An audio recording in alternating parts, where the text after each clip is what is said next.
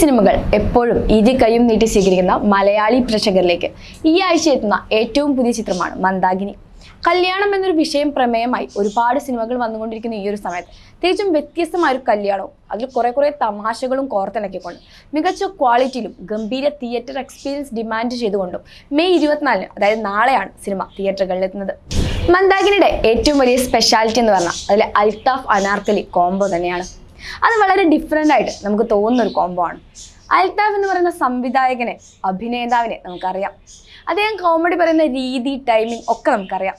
എന്നാൽ അനാർക്കലി ചെയ്തിരിക്കുന്ന സിനിമകളിലെ കഥാപാത്രങ്ങൾ ഇതിൽ നിന്ന് കുറച്ചുകൂടെ വ്യത്യസ്തമായ സീരിയസ് ആയ വേഷങ്ങളാണ്. അതുകൊണ്ട് തന്നെ ഈ ഒരു കോംബോ സ്ക്രീനിൽ ഒന്നിക്കുമ്പോൾ അതെങ്ങനെയാകുമെന്ന് അറിയാൻ എല്ലാവരെയും പോലെ ഞാനും ആകാംക്ഷയിലാണ്.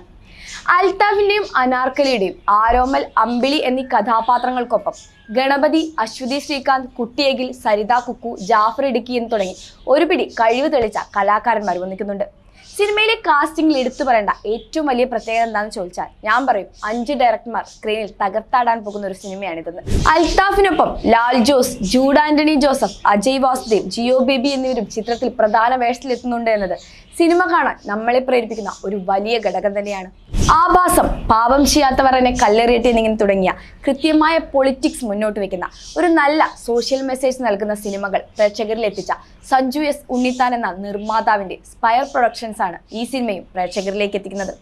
അതുകൊണ്ട് തന്നെ മന്ദാകിനി ഒരു സോഷ്യോ പൊളിറ്റിക്കൽ സാറ്റയറിലുള്ള സിനിമയായിരിക്കുമെന്ന് നമുക്ക് പ്രതീക്ഷിക്കാം. ഇതുവരെ മന്ദാകിനിയിൽ പുറത്തിറങ്ങിയ പാട്ടുകളും ട്രെയിലറുകളും കാണുമ്പോൾ തന്നെ നമുക്ക് ഉറപ്പിച്ചു പറയാം ബിബിൻ അശോകിന്റെ മ്യൂസിക്കും ഷിജു എം ഭാസ്കറിന്റെ വിഷ്വൽസും പ്രേക്ഷകർക്ക് ഒരു ഗംഭീര തിയേറ്റർ എക്സ്പീരിയൻസ് സമ്മാനിക്കുന്നത്. റിലീസാകുന്ന സിനിമകൾ പ്രേക്ഷകർ അറിയുക പോലും ചെയ്യാതെ ഒരാഴ്ച പോലും തിയേറ്ററിൽ നിൽക്കാതെ പോകുന്ന ഈ ഒരു സമയത്ത് ഇത്രയും മികച്ച രീതിയിൽ ഇന്റർവ്യൂസിലൂടെയും മറ്റു പ്രൊമോഷൻസിലൂടെയും മന്ദാകിനി എല്ലാ മലയാളികളിലേക്കും എല്ലാ സിനിമാ പ്രേമികളിലേക്കും എത്തിയെന്നത് ഈ ടീമിന്റെ ഒരു വലിയ വിജയം തന്നെയാണ്.